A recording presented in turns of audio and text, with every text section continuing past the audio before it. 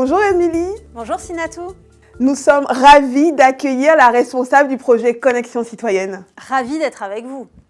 Dis-moi Émilie, suivre ce MOOC c'est bien, mais poursuivre l'aventure Connexion Citoyenne c'est encore mieux.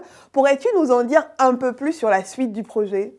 Alors en effet, ce MOOC n'est que la première étape du projet Connexion Citoyenne. On ne s'arrête pas là. L'aventure se poursuivra avec une phase d'incubation de projet. Une incubation de projet ? Je m'explique. 2 promotions de 25 porteurs et porteuses de projets d'Afrique francophone seront sélectionnés, puis bénéficieront d'un accompagnement personnalisé durant 8 mois. Ils recevront l'appui d'experts africains et internationaux pour le développement de leurs initiatives Civic Tech. Ok, donc l'idée est d'aller beaucoup plus loin et surtout de faire aboutir des projets concrets. Mais en quoi consiste plus précisément cette phase d'incubation ? Eh bien, chaque lauréat ou lauréate bénéficiera de 2 sessions d'incubation collective.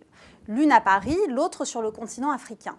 Il ou elle bénéficiera aussi d'une session d'incubation en groupe plus restreint autour de la thématique de son projet. Qu'est-ce que l'on va apprendre concrètement dans ces sessions ?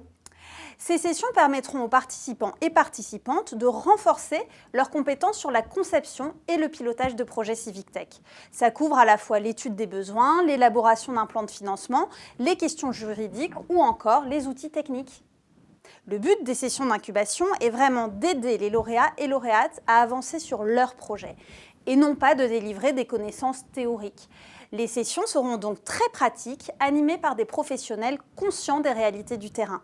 Des professionnels, c'est-à-dire des gens qui ont déjà monté des projets Civic Tech ? Oui, en grande partie. On a ainsi prévu des ateliers inspiration où ces porteurs et porteuses de projets expérimentés seront invités à partager leurs initiatives, leurs méthodes et leurs visions. Génial, je pense personnellement que les bénéficiaires eux-mêmes sont des ressources et ils auront sûrement aussi des choses à partager. Oui, tu as raison Sinatou.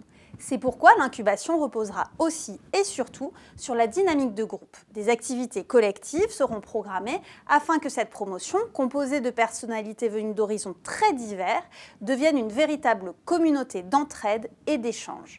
C'est bien, mais ça ne concerne que les porteurs de projets. Ne pourrait-on pas impliquer aussi les communautés locales ? Eh bien, c'est prévu. Nous organiserons un hackathon. Mais qu'est-ce que c'est qu'un hackathon ?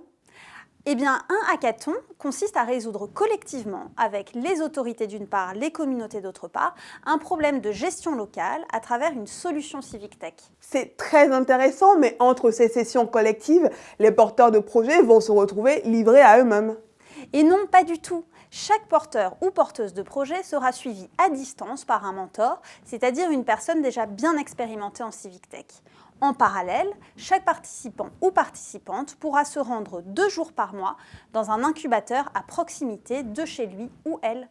Il s'agit d'une structure d'accompagnement de projet. Vous y trouverez notamment des personnes ressources, de la documentation et un ordinateur connecté à votre disposition. Dis donc, vous avez tout prévu, Émilie. Et ce n'est pas tout, Sinatou. Une aide financière pourra être attribuée pour les projets les plus pertinents et en fonction du travail accompli pendant toute la durée du programme. Je m'inscris tout de suite, Émilie, mais comment faire ? Je te propose d'en parler dans 2 semaines. Super, à bientôt, Émilie. À bientôt, Sinatou. Restez connectés.